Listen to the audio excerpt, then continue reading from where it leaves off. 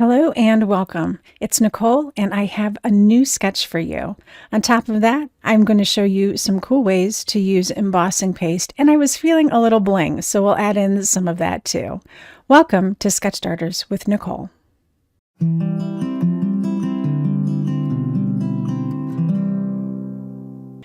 Let's take a quick look at our sketch first. It's got some funky angles, a straight line, and an oval. And the oval just really indicates where you can put in some extra elements to break up those lines and give us some interest. I'll be using this general sketch for both cards, so let's get started. For this first card, I'm going to create the angle by using some masking tape to mask off the desired angle. Now, I'm not being perfect about where the angle lies. I might be a little off from the sketch, but that doesn't really matter. I'm just going for an angle here.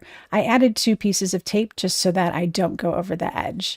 Now, I'm using the pink pearl ink, and because I want a really saturated look, it's not even worth pulling out an ink blender for. I'm just going to go direct to paper and get this ink all over. Now that I've got that complete, I'm leaving the tape in place and I'm pulling in my stencil. For this first card, I'm going to be using the feathery stencil, and I want a lot of that feather to show. So I've angled the stencil just a little bit to get exactly the right part of the stencil on this bottom half. I'm not going to be using the stencil on the top half, so all that tape can stay in place and I'll just get that stencil down. So I'm pulling out my embossing paste here, and this is the first cool way to use the embossing paste. So instead of putting the paste down first and then putting the color on top of it, I've put the color down first and now I'm putting the paste over it. So I'm able to complete this up here, take off all the tape, and when I lift up my piece here, I'm going to wipe the edges off really quick just to make sure that I have nice crisp edges on that card. It needs to get set aside to dry, so I'll work on some of the other pieces that I need to do up for this project. The next thing I'm doing here is working with the golden feather stamp set. I'm going to use just the 2 main feathers. I'm not going to add in any of the extras because I'm going to heat emboss these in copper. So here comes some of that bling.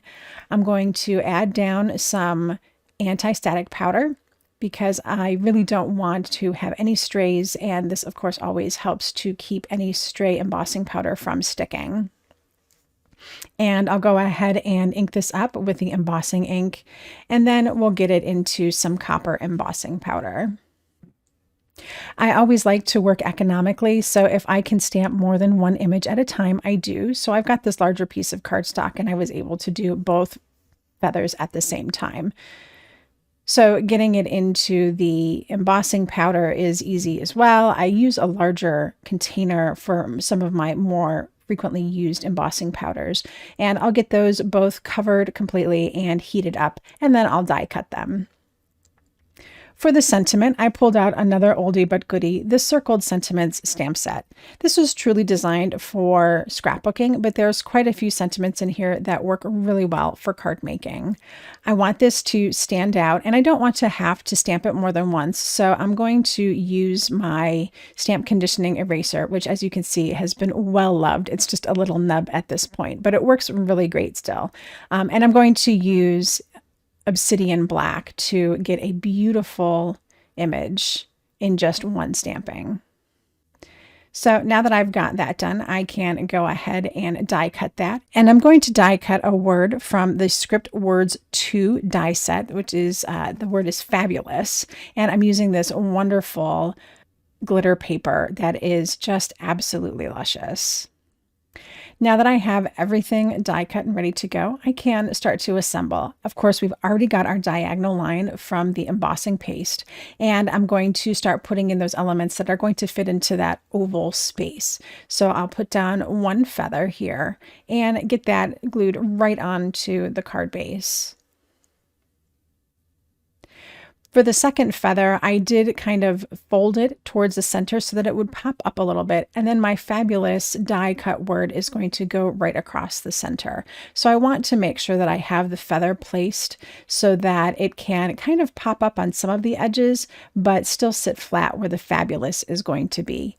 As you can see, I just put some glue down the center of the feather for most of it. And then towards the bottom, I put glue all across the whole thing. That part will sit flat, exactly where it's got that little cut in from the feather. So I did have to take a minute and recut my die cut. I had a little mishap with the first one. So fortunately, this second one I have all set and ready, and it's going to work out just perfect. Sometimes when you get an extra layer in a die cut, especially when you're using the double-sided adhesive sheets, you need to make sure that you're running it through with a shim so that it cuts all the way through. That was the problem that I had. It didn't cut all the way through, and so I couldn't get out the die cut in a nice way. So I had to try it again, and it worked out perfectly this time. So now I'm just getting that in place and reminding myself exactly where I've got a little bit of the feather popping up and a little bit of the feather stuck down, and that word fabulous goes right across that, just perfect. And the last thing I need to do for this card is add in my circled sentiment, and I'll just pop it up with a little bit of foam adhesive on the back. And that's just going to go right over top, and it could cover up the F just a little bit if you want it to. Everyone's still going to know what it says, and it gives that a little bit more of a cohesive look. And that is our first design. Are you enjoying this video? Then how about giving it a thumbs up? I'd really appreciate it. For my second project, I'm going to go right into the embossing paste. I have a piece of watercolor cardstock, and I'm using the Castle Motifs stencil.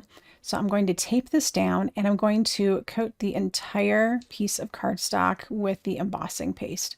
So at this point, it will be a white on white look, but we're going to change that up a little bit when we add in our angle. When I'm working with embossing paste, I like to take just a little bit at a time and spread it around until I get a nice thin coat. That way I don't get any excess underneath the stencil, and I can really control where it's going and what the thickness is. Now that I've got it dry, I'm going to go ahead and add in that angle again with some more masking tape. And again, I'm not trying to be perfect with the angle from the sketch. I'm just trying to approximate to make sure that I've got that element in place. So I'm using my woodless watercolor pencils, and I've pulled out the Coral Bliss pencil, and I'm going to actually get it wet and use it as a wet pencil to get the ink onto my brush.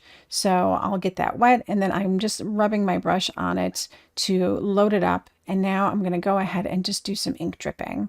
This is a really quick and dirty technique that gives it a lot of visual interest and will allow the embossing paste to stand out as the ink gets into the nooks and crannies of the design. I've got my paper towel in place so that I can pick up any water as it comes down off the edge, and I'll go ahead and let this dry. Now that I have it dry, I'm going to mask it off again along the same exact line, and I'm going to cover the entire bottom with embossing ink. Remember, I wanted to add some bling, so here's my chance.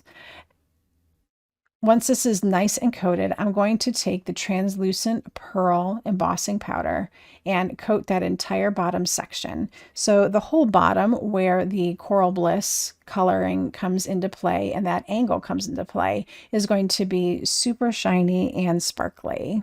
I'll remove the masking tape before I heat it up so it doesn't get stuck in place. With that element finished, I just need to create my finishing elements and my sentiment. I'm using the Rose Spray stamp set and die to create the floral elements that will fit into that oval space. And I'm using Shadow Creek, Coral Bliss, and Pink Pearl ink to create the color scheme. This is an older floral set from Alta New, and the flower pieces fit together like puzzle pieces. So they're very easy to line up. Once you have your first stamp in place, you just need to take your second layer and fit it into the holes left over from the first. For the third layer on the flowers and the second layer on the leaves, I'm going to add in some copper elements to bring some extra bling through. So I have those all in place, and I'm definitely going to add some anti-static powder. This is especially important after you've done stamping because a lot of times the ink might still be a little wet and you don't want your embossing powder to stick to that stamped area. So I'm definitely adding a generous amount of powder here. As you can see, I even pull some off to the side. I had so much on there, but it's better to have more than to not have enough. So I can go ahead and ink these up with my embossing ink and go ahead and add on my copper embossing powder and heat it up. So now I can go to assemble the card. As you can see, I've got a beautiful card base ready to go, and I'm just going to simply add in these elements.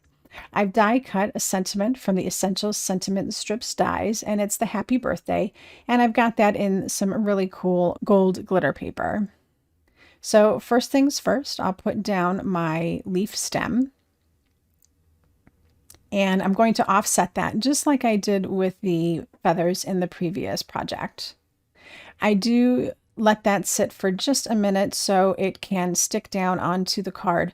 With the embossing paste and the embossing powder, sometimes it takes just a hair longer for the liquid glue to dry and get that piece to stick in place.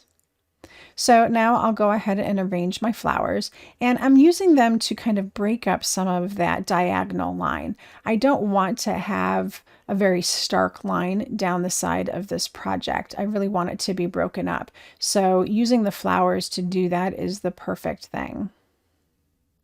The second flower is going to get popped up with a little bit of foam tape, and that's just going to add some more dimension to the project. All I have left is to add in my sentiment. Now, when I first put it down, I realized that I couldn't read the happy birthday very clearly because of the sparkly glitter and all of the white and pattern behind it. So I've decided to add a piece of coordinating pink cardstock behind the sentiment, and this is going to help those words just pop right off the page. A little bit of glue in some key locations is all I need. I don't need to cover the entire thing, as that piece of cardstock will stick just fine behind the sentiment without being coated completely. And then I decided I wanted to pop this up, so I've taken some of my Altenew double-sided foam adhesive and cut out a strip and cut it in half. And that ends up being the perfect size for the back of that, and I can just go ahead and pop this right on my card. For my final step, all I need to do is snip off the end of the flower, and this card is done. And now we have two really cool projects using a funky angle along with some embossing paste and a lot of bling. I hope this sketch and the techniques that I shared with you inspire you to create something of your own. When you do, don't forget to tag us at Altenew LLC and at Pixel Mavens Retreat. We love to see what you're creating with these sketches. I'll be back soon with another project and another sketch. But until next time, happy crafting. Hello crafters, Jen here. For more tips, techniques, tutorials, and to discover which paper crafting products are right for you, subscribe to Altenew's YouTube channel. Make sure to hit the notification bell so you don't miss any videos. Thanks for watching.